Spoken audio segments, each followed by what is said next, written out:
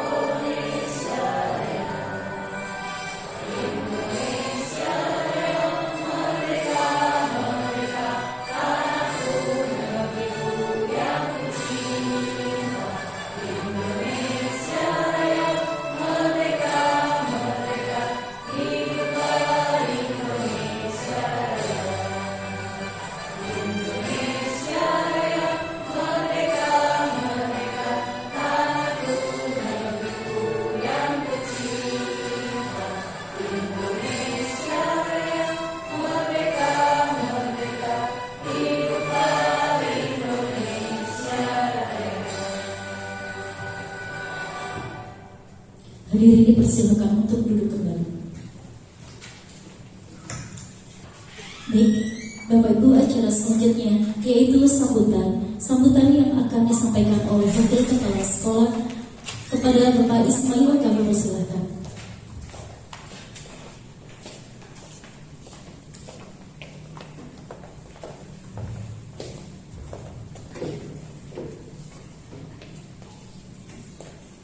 Bismillah, Assalamualaikum warahmatullahi wabarakatuh. Puji dan syukur kita panjatkan kepada Allah. Salawat dan salam semoga senantiasa tercurahkan ke baginda alam Nabi Muhammad SAW, keluarganya dan sahabatnya serta para pengikutnya sampai akhir. Dalam kesempatan ini sedikit saya mewakili Bapak Kepala Sekolah dalam acara diseminasi budaya positif yang disampaikan oleh Ibu Salbiah SPD selaku calon guru penggerak angkatan ke-11. Ini mungkin adalah salah satu yang harus dilalui oleh rekan-rekan kita yang masuk menjadi calon guru penggerak, dan mudah-mudahan kegiatan ini bermanfaat baik bagi pelaksananya yaitu Ibu Salbiah sendiri dan umumnya bagi kita yang menimba ilmunya. Tidak banyak yang bisa disampaikan dalam kesempatan ini. Mudah-mudahan sekali lagi kegiatan ini berkah bagi semua, bermanfaat bagi semua. Kita yang mengikuti menambah ilmu, dan ke depan silakan yang lainnya untuk mengikuti jejak rekan kita yang sudah melangkah, baik dari awal, ada yang di angkatan keberapa di awal, ada Bu Dian, ada Pak Asep, dan sekarang ini angkatan ke-11, dan nanti yang angkatan-angkatan lain menyusul. Itu yang bisa disampaikan. Sekali lagi selamat kepada Ibu Salbiah, dan mudah-mudahan ilmunya bisa kami serap dan dimanfaatkan untuk kemajuan negeri satu terus. Itu saja, terima kasih. Bila taufiq wal hidayah. Assalamualaikum warahmatullahi wabarakatuh.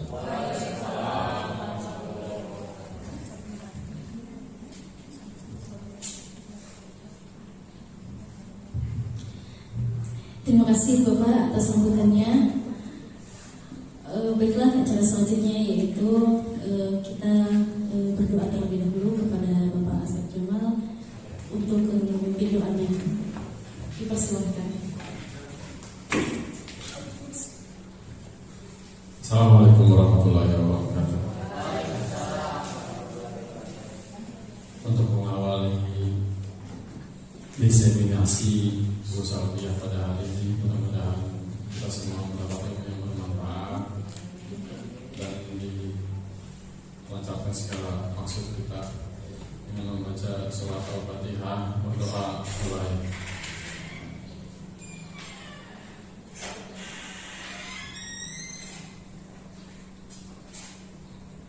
Selesai. Terima kasih. Wassalamualaikum warahmatullahi wabarakatuh. Terima kasih kami ucapkan. Semoga acara kita bisa berjalan dari awal sampai akhir. Amin. Dengan lancar. Baiklah Bapak Ibu, sampailah kita kepada acara inti kita, yaitu diseminasi budaya positif, menyebarkan pemahaman dan penerapan pengalaman budaya positif di SMA Negeri 1 Pedes. Kepada yang terhormat Ibu Salbiah SPD, kepada yang kami persilakan. Terima kasih atas pengantarnya yang sangat hangat sekali dari Ibu Siti Aini Farhana selaku moderator. Terima kasih kepada seluruh Bapak dan Ibu guru hebat SMA Negeri 1 Pedes yang sudah menyempatkan waktunya untuk menghadiri acara diseminasi budaya positif pada hari ini. Assalamualaikum warahmatullahi wabarakatuh. Ya, selamat pagi Bapak Ibu semuanya. Masih semangat?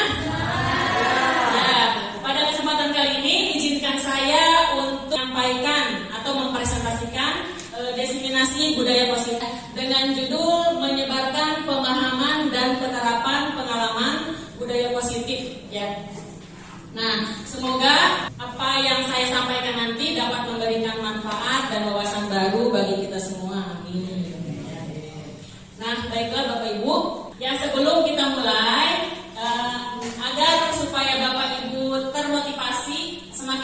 ya, semangat pagi. Di sini ada tebak gambar ya Bapak Ibu. Ini tebak gambar ini saya kasih dulu, semuanya ini adalah buah-buahan ya. Coba yang pertama nih Bapak Ibu. Yang ini ada gambar jam, ini buah-buahan nih. Ayahnya di Sunda. Oke Bu, namanya apa? Oh iya, benar sekali ya. Ini namanya buah jamblang. Ya, yang ini yang kedua. Ini ada gambar naga ditambah huruf S.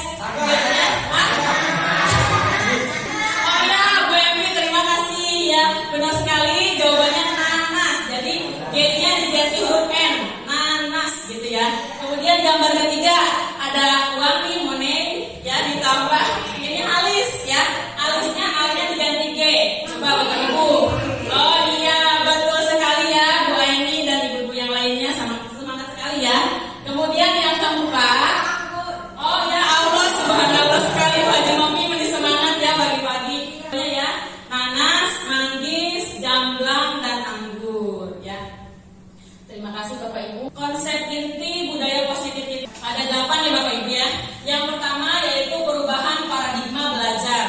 Yang kedua, motivasi perilaku manusia. Yang ketiga, budaya positif. Yang keempat, posisi kontrol guru. Yang kelima, nilai-nilai kebajikan. Kemudian, ya ini keyakinan kelas, kebutuhan dasar manusia, dan segitiga restitusi. Baik, Bapak sudah menerapkan kurikulum merdeka ya Bapak Ibu ya. Tentu tidak asing lagi tentang filosofi Ki Hajar Dewantara, pendidikan yang menuntun. Yang kedua, bermain sebagai kodrat anak ya. Yang ketiga, pendidikan yang berpihak pada anak atau pada murid. Yang keempat, anak bukan kertas kosong ya. Yang kelima, pentingnya budi pekerti, dan yang terakhir yaitu petani kehidupan.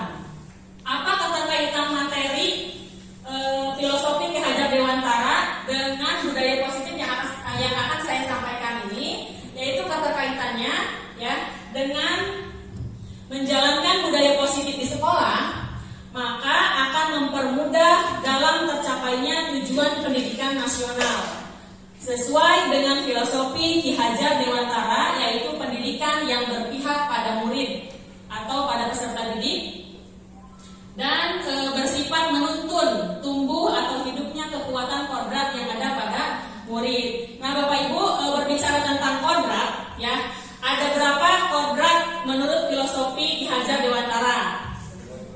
Ada berapa Pak Ape? Oh iya, benar sekali ya Pak Ape ya. Ada kodrat alam dengan kodrat zaman ya. Nah, kalau kodrat alam itu contohnya seperti apa? Kodrat alam. Alam itu misalkan udah ada bawaannya ya, bakat dan minat ya, benar Bu ini ya. Nah, kalau kodrat zaman ya seperti jadi peserta didik itu harus mengikuti zamannya, kita pembelajaran itu ya. Tidak, kalau dulu kan pembelajaran berpusat pada guru, jadi teacher center ya. Nah, kalau sekarang pembelajaran berpusat pada peserta didik ya, yang mengikuti metode-metode pembelajaran yang mengikuti kodrat zaman ya, yaitu teknologi ya sekarang Bapak Ibu. Next. Nah, pembelajaran dengan paradigma baru.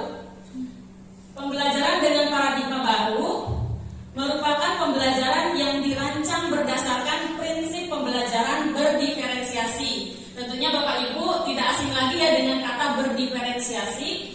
Nah, sehingga para peserta didik belajar sesuai dengan kebutuhannya berdasarkan tahap perkembangan sesuai teori psikologi modern untuk mewujudkan profil pelajar Pancasila ya. Nah, Bapak Ibu, paradigma baru ini yang Bapak Ibu ketahui apa? Paradigma baru ya, yang seperti tadi saya sebutkan ya, dulu kan pembelajaran berpusat pada guru ya, sekarang itu pembelajaran berpusat pada murid ya, pada peserta didik. Nah, idealnya pembelajaran itu, idealnya yang sekarang itu pembelajaran berpusat pada guru apa berpusat pada murid? Ya, atau student center ya, ya berpusat pada murid itu idealnya. Atau atau dengan kita yang berpusat pada murid itu yang kita ketahui yaitu pembelajaran berdiferensiasi ya Bapak Ibu. Nah, kita sebagai guru harus mengetahui kebutuhan yang dibutuhkan oleh peserta didik saat ini ya. Nah, Bapak Ibu, ini berbicara tentang profil pelajar Pancasila ya. Ada berapa dimensi profil pelajar Pancasila?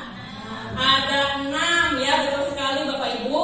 Nah, untuk agar supaya cepat diingat ya, profil pelajar Pancasila ini kalau saya dihafalnya dengan cara dinyanyikan ya Bapak Ibu ya, agar cepat hafal. Nah, ini dimensi-dimensi profil pelajar Pancasila. Saya nyanyikan dulu ya Bapak Ibu ya. Ya. Oke, dengarkan ya suara emak saya. Pelajar Pancasila beriman dan bertakwa pada Tuhan Yang Esa dan berakhlak mulia, berkebinekaan global, gotong royong mandiri, kreatif dan bernalar kritis. Nah, itu ya Bapak Ibu ya. Ya Bapak Ibu, coba Bapak Ibu ya sekarang nyanyi, keluarkan suara merdunya. 1, 2, 3. Pelajar Pancasila beriman dan bertakwa pada Tuhan Yang Esa dan berakhlak mulia, berkebinekaan global, gotong royong mandiri, kreatif dan bernalar kritis. Oke, tepuk tangan untuk kita semua. Nah, Bapak Ibu, yang pertama yaitu tentunya kita menginginkan anak yang berakhlak mulia ya Bapak Ibu ya, yang sudah kita sering lakukan ya di SMA 1 Pedas, yaitu salah satunya pembiasaan 5S ya, senyum, salam, sapa, sopan, dan santun. Yaitu salah satunya anak menjadikan anak ya berakhlak mulia, kemudian berperilaku positif lah ya. Nah, kemudian yang kedua berkebinekaan global ya. Berkebinekaan global. Berkebinekaan global ini yaitu menjunjung nilai tinggi kebudayaan ya, seperti kita ketahui bahwa Indonesia ini kaya akan kebudayaan ya, sangat banyak sekali kebudayaan di Indonesia. Kemudian yang ketiga yaitu mandiri ya. Jadi kita harus mendidik peserta didik atau mengarahkannya menjadi peserta didik yang mandiri ya Bapak Ibu. Kemudian gotong royong. Nah, gotong royong di sini jangan kita salah artikan. Misalkan Jumat bersih, gotong royongnya misalkan membersihkan kelas, membersihkan lingkungan sekolah. Tidak hanya itu ya Bapak Ibu ya. Gotong royong di sini bisa jadi peserta didik dalam kelas itu berkolaborasi. Misalkan kita kan tadi pembelajarannya berdiferensiasi ya. Nah, nanti kan peserta didik dikelompokkan, kemudian mereka membacakan masalahnya sendiri dengan cara bergotong royong, yaitu berkolaborasi dengan teman-temannya, ya teman sejawatnya. Nah, kemudian bernalar kritis, yaitu kita berikan pembelajaran yang tidak hanya jadi supaya anak itu mencari sendiri gitu permasalahannya, menyelesaikan masalahnya sendiri dari LKPD yang sudah kita buat dan berikan kepada anak. Biarkan anak bernalar kritis, suruh mencari informasinya sendiri yang tadi sesuai dengan kodrat zaman ini ya. Nah, kemudian yang terakhir itu tentang kreatif ya. Nah, peserta didik itu untuk supaya kreatif yaitu membuat media-media pembelajaran yang inovatif. Itu miskonsepsi tentang teori kontrol ya. Di sini ada 4 ya Bapak Ibu ya. Yang pertama yaitu ilusi mengontrol murid ya. Ilusi mengontrol murid. Yang kedua, ilusi bahwa semua penguatan itu positif dan bermanfaat. Yang ketiga, yaitu ilusi bahwa orang dewasa berhak memaksa. Pada kenyataannya kita itu tidak bisa memaksa murid ya Bapak Ibu ya. Nah, yang terakhir yaitu ilusi bahwa kritik dan membuat rasa bersalah mampu menguatkan karakter. Ilusi guru mengontrol murid. Pada dasarnya kita tidak dapat memaksa murid untuk berbuat sesuatu jikalau murid tersebut memilih untuk tidak melakukannya. Walaupun tampaknya kita sedang mengontrol perilaku murid tersebut. Hal ini karena murid tersebut sedang mengizinkan dirinya untuk dikontrol. Jadi kita jangan salah paham, murid nurut ke kita teh karena kita bisa mengontrol murid itu. Pada dasarnya murid itu bukan dikontrol, tapi karena murid tersebut sedang mengizinkan dirinya untuk dikontrol.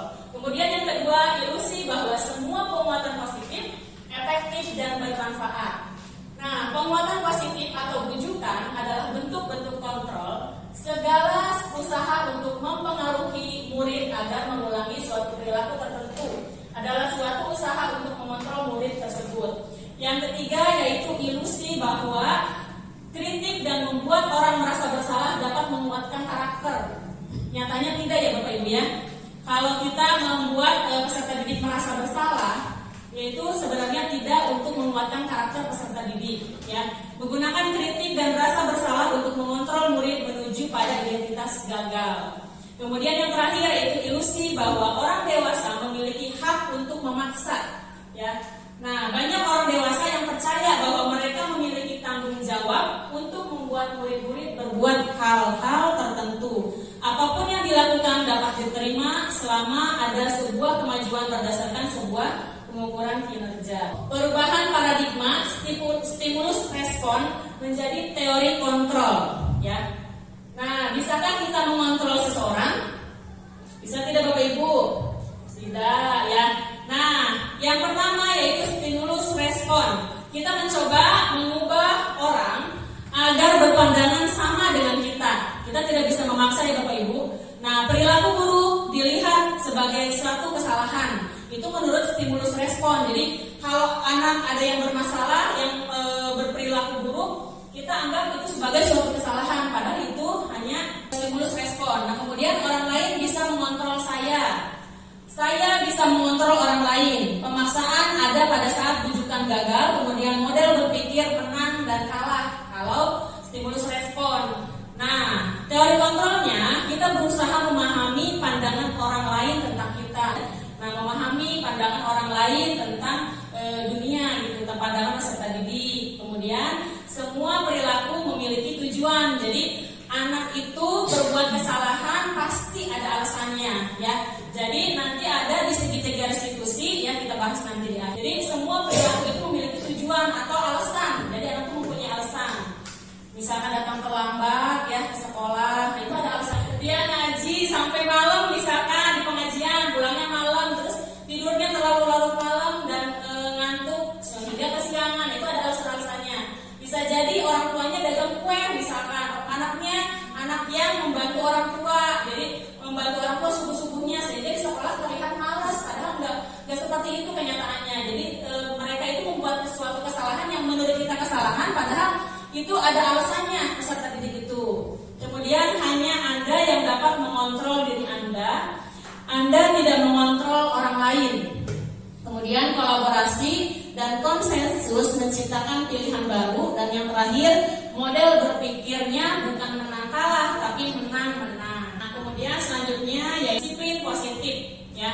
Disiplin berasal dari kata disiplina yang artinya belajar. Disiplin mengacu pada disiplin diri yang memiliki tanggung jawab terhadap apa yang dilakukannya berdasarkan nilai-nilai yang diyakini. Kemudian disiplin positif merupakan salah satu cara penerapan disiplin yang bertujuan untuk menumbuhkan kesadaran serta memberdayakan peserta didik tanpa imbalan, penghargaan atau reward, ancaman ataupun hukuman. Kemudian sebagai pendidik tujuan kita adalah menciptakan peserta didik yang disiplin ya.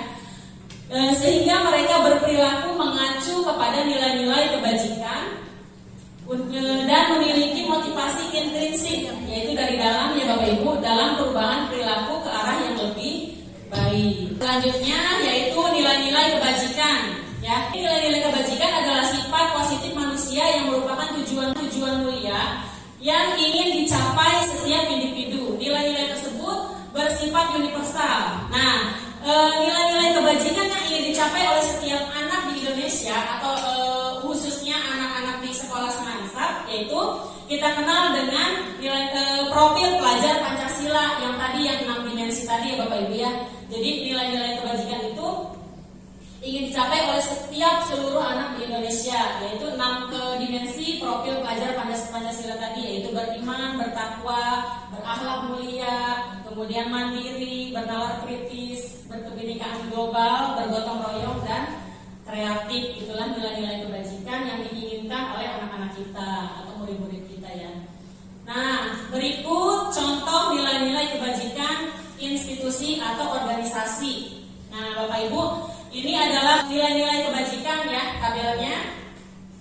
Nah, nilai-nilai kebajikan ini yang biasanya kita gunakan di sekolah, misalkan komitmen nih ya anak. Jadi sebelum membuat kesepakatan kelas ya, nah kita harus kasih tahu dulu ke peserta didik ada apa aja nilai-nilai kebajikan. Nah, ini dikasih tahu ke peserta didik ya.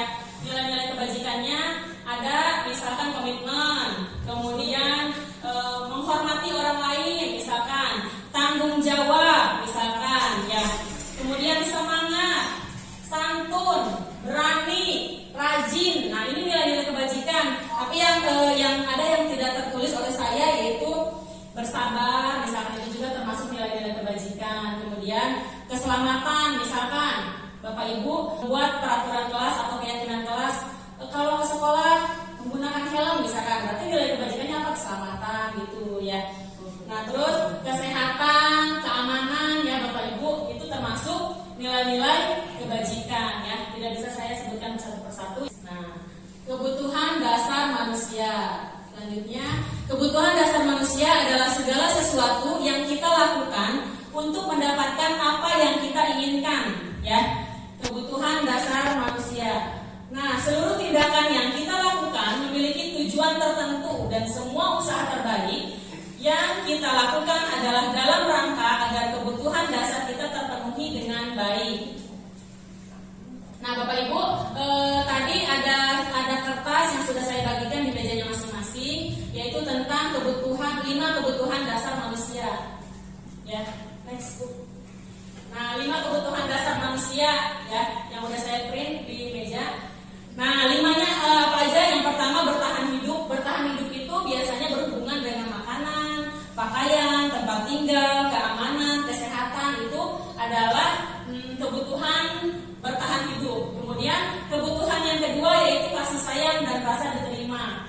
Jadi penting bagi kita Bapak Ibu untuk mengetahui kebutuhan dasar apa yang harus yang dibutuhkan oleh peserta didik. Jadi nggak langsung menyalahkan anak itu salah, tapi mereka itu ada alasannya. Dia belum menggunakan atau peserta didik membuat kesalahan itu kan ada alasannya ya. Jadi dia belum dia memiliki menginginkan kebutuhan apa, misalkan ada alasannya bertahan hidup kah, apa kasih sayang dan rasa diterima, mungkin di rumahnya kurang kasih sayang gitu ya. Jadi ada alasannya. Penguasaan, misalkan kebebasan dan kesenangan.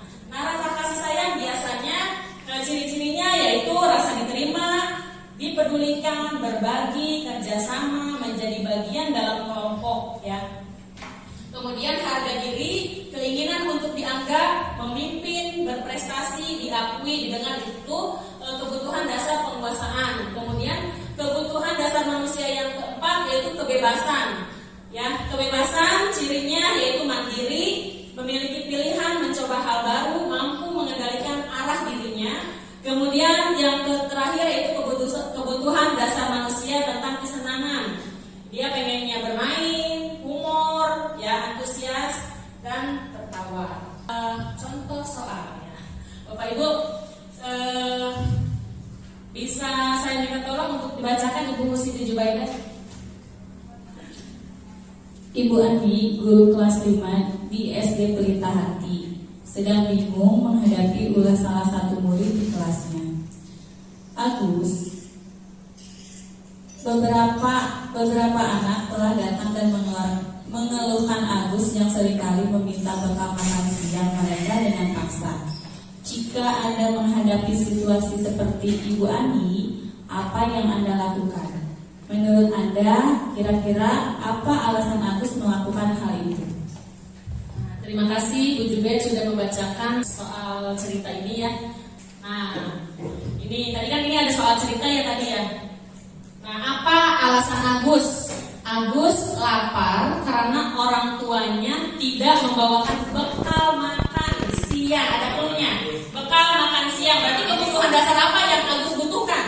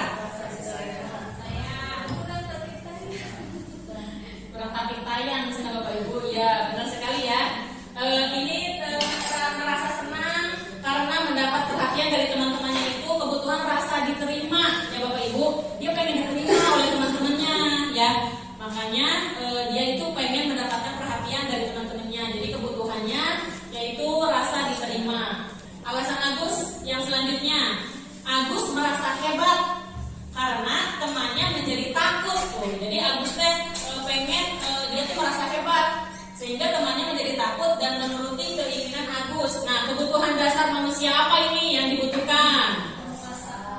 Ya, penguasaan. Jadi dia pengennya merasa hebat, dia pengen berkuasa gitu ya. Nah, yang selanjutnya Agus merasa bosan dengan bekal yang dibawakan ibunya karena selalu membawakan bekal yang sama. Jadi bosan tuh. Kebutuhan dasar apa? Kebebasan ya. Apa alasan Agus? Agus hanya iseng ya, jadi jahil iseng dan menikmati ekspresi wajah temannya yang kesal karena diambil makanannya. Jadi senang kalau lihat temannya kesel ya. Nah, itu kebutuhan dasar apa tuh? Iya, jadi dia senang kalau lihat temannya susah gitu ya. Bapak Ibu ada yang begitu nggak Bapak Ibu? Iya, ya. Bahagia kalau lihat teman susah teh ya. Itu kebutuhan dasar kesenangan ya Bapak Ibu. Jadi, nah Bapak Ibu dengan kita belajar tentang 5 kebutuhan dasar manusia ini yang dibutuhkan oleh peserta didik, jadi kita tahu, oh anaknya iseng teh karena apa? Dia butuh kesenangan. Oh anaknya pengen merasa hebat nih. Oh berarti dia butuh kebutuhan dasar apa? Jadi jangan langsung judge. Oh budak teh bangor gitu, budak teh salah gitu. Jangan langsung judge gitu ya Bapak Ibu ya. Motivasi perilaku manusia. Teori motivasi perilaku manusia. Yaitu yang pertama, untuk menghindari ketidaknyamanan atau hukuman apa yang akan terjadi apabila saya tidak melakukannya. Kemudian yang kedua, untuk mendapatkan imbalan. Nah, Bapak Ibu, jadi jangan sering-sering memberikan imbalan kepada peserta didik jika nilai tertinggi gitu misalkan ya. Itu sebenarnya adalah hukuman bagi peserta didik ya. Jadi yang lain yang tidak mendapatkan imbalan akan merasa minder ya. Apa yang akan saya dapatkan apabila saya melakukannya? Itu termasuknya motivasi eksternal atau dari luar. Nah, kemudian yang ketiga, untuk menghargai diri sendiri. Saya akan menjadi orang yang seperti apa bila saya melakukannya. Nah, ini yang kita inginkan Bapak Ibu, punya motivasi internal. Jadi ada dalam dirinya gitu bawaan untuk menghargai diri sendiri. Itu adalah tujuan dari disiplin positif, yaitu mempunyai motivasi internal. Nah, ini adalah hukuman, konsekuensi, dan restitusi. Mungkin yang sering kita ketahui ada hukuman dan konsekuensi ya Bapak Ibu. Kalau hukuman biasanya ada kata-kata negatifnya, tidak terencana atau tiba-tiba. Murid tidak tahu apa yang akan terjadi atau tidak dilibatkan, bersifat satu arah berupa hukuman fisik biasanya atau psikis. Konsekuensi terencana atau disepakati sesuai peraturan, murid tetap dibuat tidak nyaman. Kemudian sikap guru selalu memonitor murid. Kemudian restitusi, proses menciptakan kondisi bagi murid untuk memperbaiki kesalahan. Kemudian proses kolaboratif yang mengajarkan murid untuk mencari solusinya sendiri. Jadi kita kalau di restitusi itu anak diajak ngobrol, kemudian dicari masalah permasalahannya dan mencari solusinya sendiri ya Bapak Ibu. Jadi ditanya kepada anaknya. Nah, ini hukuman, disiplin, konsekuensi, dan restitusi ya. Sesuatu yang menyakitkan harus terjadi, itu hukuman. Tidak nyaman untuk murid, anak untuk jangka panjang. Korban mendapatkan keadilan, murid atau anak dapat tersakiti. Kalau konsekuensi, yaitu sesuatunya harus terjadi, tidak nyaman untuk murid atau anak untuk jangka panjang, jangka pendek. Korban bisa diabaikan, murid atau anak dibuat tidak nyaman. Kalau restitusi merupakan suatu pilihan. Kemudian menguatkan untuk murid atau anak dalam jangka waktu panjang. Kemudian korban mendapatkan ganti. Yang terakhir, murid atau peserta didik mendapatkan penguatan. Dan hukuman atau konsekuensi Bapak Ibu. Nah, konsentrasi, balik lagi ke ini soal. Yang pertama, mengganti penghapus teman yang dihilangkan. Menurut Bapak Ibu ini pilihannya hukuman atau konsekuensi? Mengganti penghapus teman yang dihilangkan. Konsekuensi ya Bapak Ibu. Kemudian yang kedua, berdiri di tengah lapangan upacara karena datang terlambat ke sekolah. Hukuman ya. Karena tidak ada hubungannya nih berdiri di tengah lapangan upacara karena datang terlambat ke sekolah. Kemudian yang ketiga, merapikan sapu dan alat pel yang jatuh karena tersenggol saat berlari di jam istirahat. Konsekuensi merapikan ya, karena perbuatan dia tersenggol gitu ya sapunya. Kemudian yang keempat, mencatat 200 kali kalimat saya minta maaf karena berkelahi dengan teman. Nah, itu konsekuensi apa hukuman Bapak Ibu? Hukuman, benar sekali. Kemudian yang kelima, membersihkan WC sekolah karena tidak mengumpulkan tugas. Itu termasuk hukuman ya. Nah, ini jawabannya ya. Ini yang ke-1 dan ke-3 adalah konsekuensi, 2, 4, dan 5 adalah sebagai hukuman. Nah, terus ini penghargaan bisa jadi bentuk lain dari hukuman. Yang tadi saya jelaskan di awal ya, tidak semuanya yang kita kasih reward peserta didik itu adalah sebenarnya adalah bentuk lain dari hukuman. Nah, dihukum oleh penghargaan efektif hanya untuk jangka pendek ya. Kemudian ketergantungan dalam jangka panjang. Jadi ngarep-ngarep enak teh ya. Kemudian kecewa bila tidak mendapatkannya. Menurunkan ketepatan, mematikan kreativitas jika kita selalu ngasih reward. Menghukum bagi yang tidak mendapatkannya. Jadi itu yang tidak mendapatkan kan minder gitu. Kenapa si eta deui ya. Kemudian yang terakhir menimbulkan persaingan. Nah, ini Bapak Ibu, ini juga sudah saya bagikan di mejanya masing-masing ya, tentang 5 posisi kontrol guru. Yang pertama sebagai penghukum, yang kedua pemantau, hanya ngintip doang ya. Oke, yang ketiga perempuan merasa bersalah, kemudian yang keempat sebagai teman, dan yang kelima kita itu sebagai manajer. Nah, ini adalah 5 posisi kontrol guru ya Bapak Ibu. Salah satunya misalkan saya sebutkan ini, guru berkata kalau kamu tidak melakukannya awas ya, rasakan, itu penghukum ya. Kemudian misalkan pembuat rasa bersalah, kamu seharusnya kamu sudah tahu ibu lelah sekali mengatakannya, ibu stres gitu, ibu capek gitu ya. Nah, itu adalah membuat merasa bersalah ya Bapak Ibu.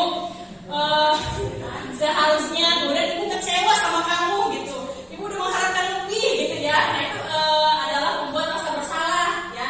Itu juga tidak boleh Bapak Ibu ya diterapkan kepada anak. Kemudian kita yang keempat posisinya yaitu sebagai teman. Contohnya misalkan gurunya ngomong gini, ayolah lakukan demi ibu tuh.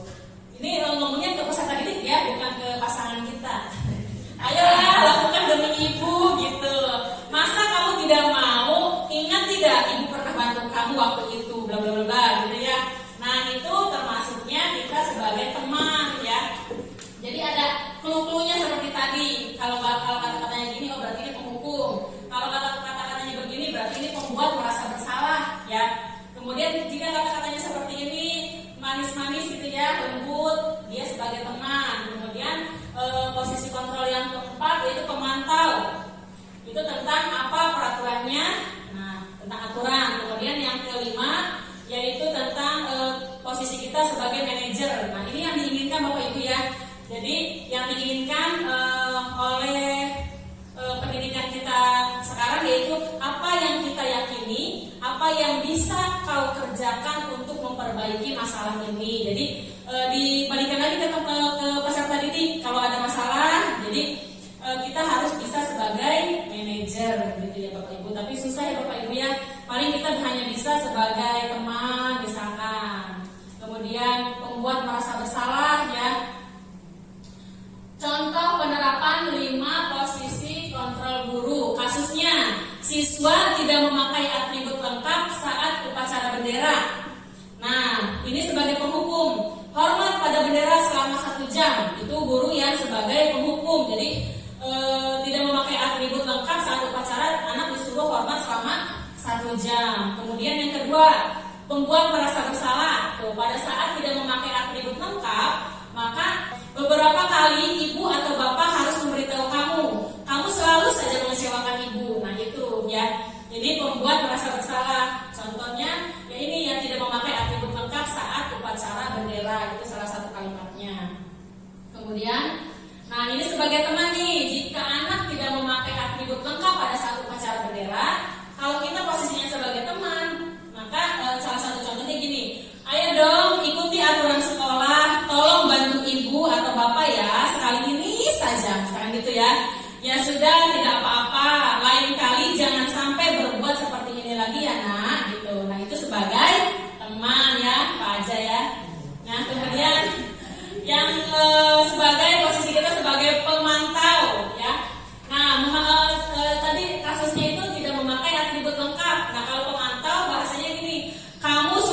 melanggar peraturan sekolah, kamu tahu konsekuensinya. Jadi selalu ada pertanyaan, kamu tahu konsekuensinya. Setelah upacara, kamu beli atribut ke koperasi dan jangan diulangi lagi. Itu belinya ke koperasi ya, bilang ke anak itu. Nah ini adalah posisi kita sebagai pemantau ya Bapak Ibu ya. Nah selanjutnya, nah ini yang kita harapkan Bapak Ibu, yaitu posisi kita sebagai manajer ya. Tapi sangat sulit sekali ya Bapak Ibu ya untuk menerapkan posisi kita sebagai manajer. Jika anak tidak memakai atribut lengkap saat upacara bendera, maka kalau kita posisinya sebagai manajer, apakah kamu tahu kesalahan kamu? Jadi nanya dulu, jangan langsung kamu tuh salah ya, udah pakai atribut, jadi jangan dikasih tahu, suruh dia mikir dulu. Apakah kamu tahu kesalahan kamu? Nah suruh jawab, ya Bu, saya nggak pakai atribut pada saat upacara, tidak memakai topi, misalkan itu salah satunya. Kira-kira bagaimana kamu memperbaiki kesalahanmu? Nah nanti dia peserta didik menjawab lagi gitu ya. Jadi nggak langsung nah ini adalah sebagai manajer posisi kita. Kemudian, nah Bapak Ibu, ini posisi kontrol apakah kita ya itu ada di kertas yang tadi ya, 5 posisi kontrol guru. Nah ini saya kecewa sekali, ada cluenya, kecewa sekali dengan kamu. Menurut Bapak Ibu, itu posisi kontrol apa? Iya, merasa bersalah. Kamu tidak pernah benar melakukannya. Itu apa tuh? Penghukum. Benar sekali ya Bu Fitri ya. Kemudian yang ketiga, ayolah lakukan demi ibu atau bapak. Iya, itu benar. Gampang sekali Bapak Ibu ya. Kemudian yang selanjutnya, apakah kamu mau mendapatkan stiker bintang hari ini? Nanya pengen reward gitu. Apa tuh? Itu sebagai pemantau. Ya benar sekali. Kemudian bagaimana kamu bisa menyelesaikan masalah ini? Nanya manajer. Ya jadi nanya dulu. Mau gimana kamu menyelesaikan masalahnya? Gitu nanya dulu. Nah kamu selalu yang paling terakhir. Iya penghukum ya. Jadi kata-katanya lebih ke negatif ya Bapak Ibu ya. Nah mengapa tidak peraturan saja? Mengapa harus keyakinan kelas? Nah Bapak Ibu, yang biasanya kita tahu kan ada peraturan kelas zaman dulu ya Bapak Ibu ya. Nah sekarang seiring berkembangnya zaman, yaitu kita bahasanya yaitu keyakinan kelas ya. Keyakinan kelas itu adalah yang seperti tadi saya jelaskan, yaitu tentang nilai-nilai kebajikan yang tadi tabel banyak itu ya. Misalkan menjawab, misalkan keselamatan, nah itu nilai-nilai kebajikan ya, yaitu atau keyakinan kelas. Mengapa kita memiliki peraturan harus menggunakan helm bila mengendarai kendaraan roda 2? Mengapa kita memiliki peraturan 3M? Menggunakan masker, mencuci tangan, dan menjaga jarak ini pada saat COVID ya, zaman dulu ya. Kemudian mengapa kita memiliki peraturan harus datang tepat waktu pada saat mengikuti pelatihan? Untuk mendukung motivasi intrinsik dari dalam, kembali ke nilai-nilai kebajikan tadi atau keyakinan-keyakinan kelas yang lebih menggerakkan seseorang dibandingkan mengikuti serangkaian peraturan-peraturan ya. Nah ini keyakinan kelas Bapak Ibu. Keyakinan kelas adalah nilai-nilai kebajikan ya, atau prinsip universal yang disepakati bersama secara universal lepas dari latar belakang suku, negara, bahasa maupun agamanya. Kemudian menurut Gosen tahun 1998, suatu keyakinan akan lebih memotivasi seseorang diri dalam seseorang dari dalam atau intrinsik. Seseorang akan lebih bersemangat untuk menjalankan keyakinannya daripada hanya sekedar mengikuti serangkaian peraturan-peraturan yang sudah dibuat. Selanjutnya, pembentukan keyakinan sekolah atau kelas. Keyakinan kelas lebih bersifatnya abstrak dari peraturan, ya. Kemudian dapat berupa pernyataan-pernyataan yang bersifat universal, senantiasa dalam bentuk yang jadi bahasanya positif. Kalau peraturan tidak boleh buang sampah sembarangan. Nah, kalau misalkan keyakinan buanglah sampah pada tempatnya, gitu. Jadi kayak bahasanya beda gitu, bahasanya lebih positif. Sebaiknya tidak terlalu banyak agar mudah diingat dan dipahami. Jadi kalimatnya jangan terlalu panjang. Nah, sebaiknya sesuatu yang dapat diterapkan di lingkungan tersebut dan disusun dengan melibatkan semua warga sekolah atau kelas. Jadi harus ada semua warga sekolahnya, jadi sepakat gitu. Itu keyakinan hendaknya ditinjau kembali dari waktu ke waktu. Jadi ditinjau ulang, jangan itu terus setahunan. Bisa jadi kita rubah lagi setiap semester atau 2 bulan sekali, misalkan Bapak Ibu ya disesuaikan. Nah, kemudian peraturan dan keyakinan kelas ya Bapak Ibu. Selalu kembalikan buku ke tempatnya. Kebajikan apa yang tadi di tabel, nilai-nilai kebajikan? Selalu kembalikan buku ke tempatnya. Ya, bertanggung jawab ya, harus kalau udah ngambil buku ya simpan lagi ke tempatnya, itu tanggung jawab. Kemudian dilarang mengganggu orang lain. Nah, keyakinan kelas apa yang harus kita terapkan? Menghargai, terus menghormati orang lain. Kemudian hadir di sekolah 15 menit sebelum pembelajaran dimulai. Apa itu? Iya, bisa 15 menit sebelum pembelajaran dimulai. Iya, harus berkomitmen ya anak. Jadi sebelum masuk semasa kan udah dikasih tahu, sekolah itu masuknya jam sekian, udah komitmen. Jadi hadir di sekolah 15 menit sebelum pembelajaran dimulai. Kemudian dilarang melakukan kekerasan. Berarti keselamatan atau menghormati orang lain juga bisa ya. Kemudian dilarang menggunakan narkoba. Narkoba berhubungan dengan kesehatan. Oke. Bergantian atau menunggu giliran. Harus apa tuh kalau nunggu giliran kita ngantri harus apa? Sabar ya, sabar Bapak ya. Kalau ngantri itu ya. Nah, bergantian atau menunggu giliran. Kemudian gunakan masker tuh. Buat apa tuh gunakan masker? Kesehatan juga, untuk keselamatan juga ya. Kemudian jangan berlari di kelas atau di koridor. Namun anak jangan lari, supaya apa tuh anak jangan lari? Besi naon? Iya, besi lampu. Nah, itu untuk keselamatan ya Bapak Ibu ya. Iya, besi lampu cenana. Untuk keamanan juga ya. Nah, next. Ya, ini jawabannya ya Bapak Ibu ya. Kemudian segitiga restitusi. Nah, ini segitiga restitusi yang tadi. Kan tadi di tabel ada hukuman, ada konsekuensi, ada restitusi. Nah, inilah segitiga restitusi. Yang pertama, menstabilkan identitas. Yang kedua, validasi tindakan yang salah ya. Kemudian yang ketiganya, menanyakan keyakinan. Jadi kalau di kelas kita udah bikin keyakinan kelas, misalkan di kelas udah bikin keyakinan. Nah, jika anak kita membuat kesalahan, kemudian kita panggil tuh kan melakukan segitiga restitusi ya. Nah, tanya kepada anak, keyakinan apa yang sudah kamu langgar? Keyakinan kelas yang sudah kamu langgar apa dari perbuatan kamu yang tadi, misalkan gitu. Itu segitiga restitusi salah satunya. Nah, restitusi adalah proses menciptakan kondisi bagi murid untuk memperbaiki kesalahan mereka sehingga mereka bisa kembali pada kelompok mereka dengan karakter yang lebih kuat. Nah, yang pertama belajar dari kesalahan, kemudian memperbaiki hubungan. Yang selanjutnya merupakan tawaran bukan paksaan. Jadi kamu itu mau jadi seperti apa? Jadi bukan maksa, kamu harus gini gitu ya. Kemudian yang keempat, menuntun untuk melihat ke dalam diri. Yang kelima, fokus pada karakter. Dan yang terakhir, fokus pada solusi ya. Jadi lebih ke solusinya kalau segitiga restitusi. Kemudian nah, ini dalam segitiga restitusi yaitu yang pertama tentang menstabilkan identitas ya. Untuk membuat anak yang merasa gagal karena berbuat salah menjadi positif terhadap dirinya.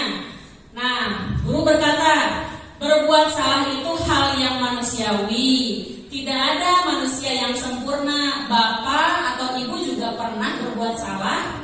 Kita pasti bisa menyelesaikan permasalahan ini. Itu diajak ngobrol dari anaknya.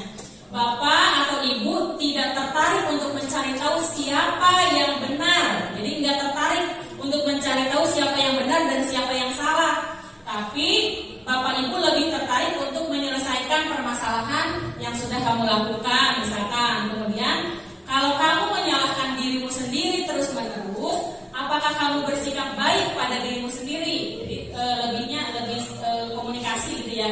Berkomunikasi kepada anak itu menstabilkan identitas. Yang kedua yaitu segitiga restitusi yang kedua, validasi kebutuhan.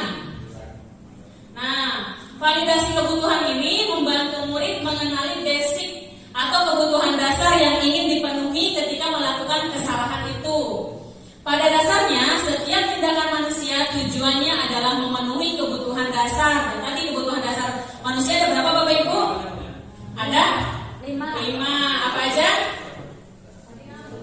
Kebutuhan dasar manusia: bertahan hidup, kasih sayang, ya, terus kebebasan, ya, dan kesenangan. Jadi pada dasarnya setiap tindakan manusia itu mempunyai tujuan, adalah memenuhi kebutuhan dasarnya, ya. Nah, apakah itu penguasaan, kebebasan, kasih sayang, dan rasa diterima, kesenangan, atau bertahan hidup? Jadi ada alasannya siswa melakukan hal tersebut, ya. Nah, anak yang bandel buat itu teh di rumahnya teh kurang perhatian, ya, oleh orang tuanya. Anak yang kita anggap males di rumah, di sekolah tiduran, ya, bolos kan itu dengan tiduran, di kelas. Nah, itu tuh ada alasannya. Bisa jadi dia pulang malam karena pengajian, bisa jadi adik atau keluarganya ada yang sakit, dia nunggu di rumah sakit, ya. Itu jangan langsung males gitu, jangan langsung ngasih ini ya, hukuman gitu ya Bapak Ibu, ya. Ya, buatnya ya benar Pak Ustaz. Sholat tahajud, ya, bangun jam 3 sudah tidur lagi. Nah, jadi tiduran di sekolah, jadi terlihatnya sama kita sepintas males gitu. Jadi jangan langsung menjudge anak itu males atau salah gitu ya. Nah, Bapak Ibu, guru berkata, kamu bisa saja kan melakukan hal yang lebih buruk, tapi kamu tidak melakukannya kan? Nah, gitu. Kamu pasti punya alasan mengapa melakukannya, gitu. Jadi ditanya, alasan kamu apa? Kenapa bisa melakukan pelanggaran seperti itu atau melanggar keyakinan kelas yang sudah kita buat? Kemudian apa yang penting bagi kamu, ya? Kemudian kamu boleh tetap berusaha menjaga sikap itu, tapi tambahkan sikap yang lain, yang baru. Kemudian maukah kamu belajar cara lain untuk mendapat yang kamu butuhkan tanpa harus memukul? Ini mah ada kasus memukul misalkan. Apakah kamu bisa melakukan dengan lebih baik besok lagi? Jadi apakah kamu mau besok lagi kamu tidak melakukan hal itu gitu ya? Next. Nah, kemudian yang ketiga yaitu menanyakan keyakinan, ya. Jadi ditanya peserta didik itu keyakinan kelas apa yang sudah kamu langgar, ya itu, ya. Nah, anak melihat kesalahannya dihubungkan dengan norma sosial dan nilai-nilai yang mendasari manusia berinteraksi dengan orang lain. Guru berkata, apa nilai yang kita percaya di kelas atau di sekolah kita? Nah, jadi ini nilai-nilai yang kita percaya di sekolah tadi, yang nilai kebajikan tadi, kesepakatan kelas. Nilai-nilai universal apa yang telah kita sepakati? Jadi ditanya lagi ke anak, ya, yang sudah disepakati nilai-nilai apa? Kelas yang ideal itu seperti apa? Gitu. Jadi nanya, kamu ingin jadi anak yang seperti apa?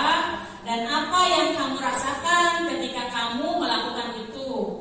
Kamu menjadi orang yang seperti apa jika kamu melakukan hal yang seperti itu? Next. Nah, Bapak Ibu, ini adalah contoh penerapan segitiga restitusi ya, Bapak Ibu ya. Nah, tahap pertama yaitu menstabilkan identitas.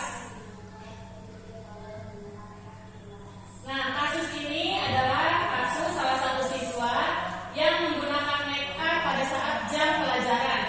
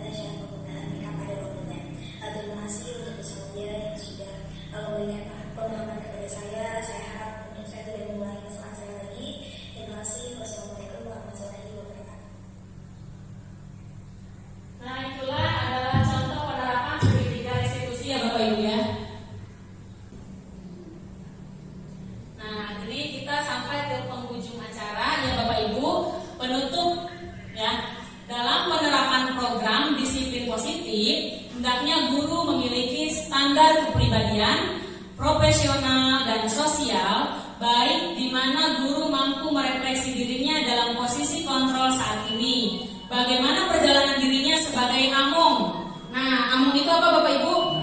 Among itu adalah ya posisi kontrol ya, sebagai among atau manajer yang menuntun murid-muridnya menjadi insan yang mandiri, merdeka dan bertanggung jawab. Ini menurut standar nasional pendidikan.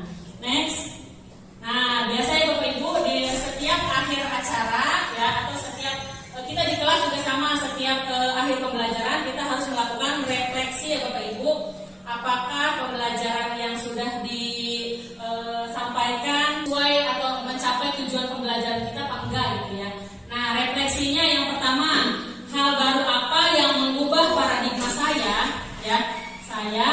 Yang saya dapatkan, misalkan hal baru apa yang mengubah paradigma Bapak dan Ibu ya.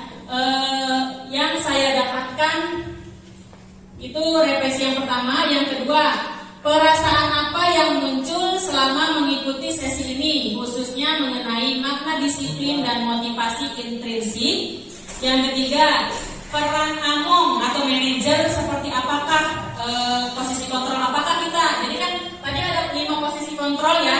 Nah, kita itu udah melakukan tuh yang saya telah lakukan. Jadi selama ini sebelum Bapak Ibu mengetahui tentang posisi kontrol guru nih, nah selama ini Bapak Ibu udah melakukan posisi kontrol yang mana ya. Nah, kemudian yang keempat, selanjutnya jadi yang saya akan menjadi among yang seperti apakah setelah mengikuti pembelajaran ini atau desiminasi ini. Jadi saya udah tahu nih 5 posisi kontrol guru, saya akan menjadi manajer misalkan gitu, atau saya akan menjadi teman dulu. Tadinya saya selalu membuat anak merasa bersalah, saya mau menjadi teman dulu misalkan gitu. Jadi bertahap-tahap boleh Bapak Ibu, nggak langsung bisa jadi manajer ya, susah. Nah, coba Bapak Ibu, siapa yang akan merefleksi yang nomor pertama? Hal baru apa yang mengubah paradigma? Tadi kan paradigma belajar kan stimulus respon menjadi posisi kontrol ya. Nah, hal baru apa yang mengubah paradigma saya yang saya dapatkan? Oke, siapa Bapak Ibu? Bu Jube, oke, silakan Bu Jube. Baik, terima kasih Bu Salvia. Mungkin hal baru yang mengubah paradigma saya setelah mengikuti kegiatan desiminasi budaya positif ini, paradigma stimulus respon menjadi teori kontrol. Contohnya perilaku buruk yang dilihat sebagai suatu kesalahan menjadi semua perilaku menjadi memiliki tujuan. Begitu mungkin kira-kira bersatu. Terima kasih Bu Jube. Ya, benar sekali ya. Paradigma yaitu paradigma yang pertama yaitu perubahan ya, paradigma belajar ya. Dari tadinya paradigma stimulus respon menjadi teori kontrol. Contohnya perilaku buruk dilihat sebagai suatu kesalahan. Kan tadinya kita memikirnya kalau perilaku anak buruk itu sebagai suatu kesalahan tanpa kita melihat alasannya apa gitu kamu melakukan hal itu. Nah, jika teori kontrol itu maka semua perilaku memiliki tujuan atau alasan ya Bapak Ibu. Benar sekali ya Bu Siti Jubaidah, berarti sudah menyimak dengan sangat baik ya. Kemudian yang kedua, perasaan apa yang muncul selama mengikuti sesi ini? Bahagia lihat Bu Salvia gitu ya, boleh ya. Nah, khususnya mengenai makna disiplin ya, disiplin positif tadi. Selain bahagia itu apa tuh ya Bapak Ibu? Dan motivasi intrinsik. Silakan Bapak Ape mau menjawab. Ya, perasaan yang muncul selama mengikuti sesi ini khususnya mengenai makna disiplin positif. Jadi kita tidak boleh menilai peserta didik atau siswa itu dari sisi kita, tapi melihat dari sisi yang lain. Mungkin itu saja bisa lebih. Iya, terima kasih Bapak Ape atas jawabannya Bapak Ape ya. Perasaannya gimana Bapak Ape? Ya, mengikuti, merasa senang ya, bahagia mengikuti desiminasi kita kali ini ya tentang budaya positif. Ya, benar sekali Bapak Ape. berkaitan dengan disiplin positif ya, yaitu menumbuhkan kesadaran peserta didik tanpa imbalan ya, menumbuhkan kesadaran tanpa hukuman juga. Kemudian yang ketiga, peran Among seperti apakah yang telah saya lakukan selama mengikuti modul ini? Peran apa yang sudah dilakukan sebelumnya, sebelum belajar tentang diseminasi ini? Silakan Bapak dan Anak. Peran apa yang sudah Bapak lakukan? Yang tadi 5 posisi kontrol dulu. Sebenarnya kalau ditanya peran apa yang saya lakukan selama ini, agak bingung ya Bu. Kalau tadi menurut teori yang ideal itu manajer yang seperti apa? Karena ketika kita mengkonfirmasi juga ke anak pasti punya alasan. Nah, justru saya akan sedikit penasaran juga, mungkin kedepannya ada tindak lanjut atau gimana dari Ibu ya, tentang sikap kita terhadap anak ketika memang anak oleh kita dikonfirmasi gitu, kenapa kamu melakukan pelanggaran dan lain sebagainya. Setelah itu masih tetap tidak ada perubahan kalau bisa dikatakan, karena memang terkait dengan alam bawah sadar kebiasaan yang dia lakukan selama ini. Mungkin itu sih Bu. Peran yang sudah Bapak lakukan sebelumnya? Kadang-kadang sebagai teman, kadang-kadang sebagai menghukum, kadang-kadang sebagai merasa bersalah. Ya, ada semua Bu. Ya, ada semua ya dari Bapak ya. Ya, lengkap sekali ya Bapak Nanang ya.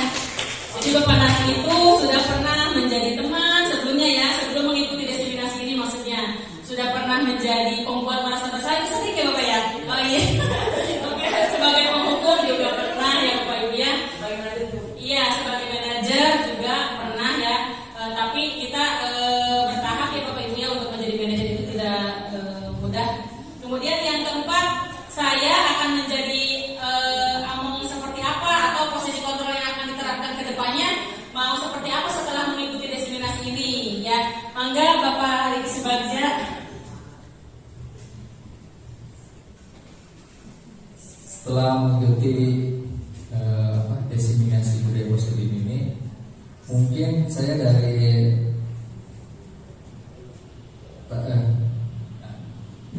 jadi mau yang seperti apa ya, mungkin akan mencoba jadi manajer. Nah, yang tadinya suka sebagai teman ya, biasanya ya anak-anak juga suka Pak marah dong, ya, marah ya. Karena saya suka susah marah gitu.